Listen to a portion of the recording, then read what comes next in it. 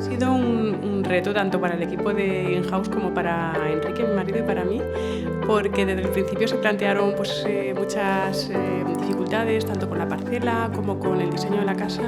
Y bueno, he de decir que a pesar de todas estas dificultades, pues con el respaldo del equipo y siempre proponiendo soluciones, hemos llegado pues, a una casa que es la casa de nuestros sueños, en la que estoy segura de que vamos a ser muy felices.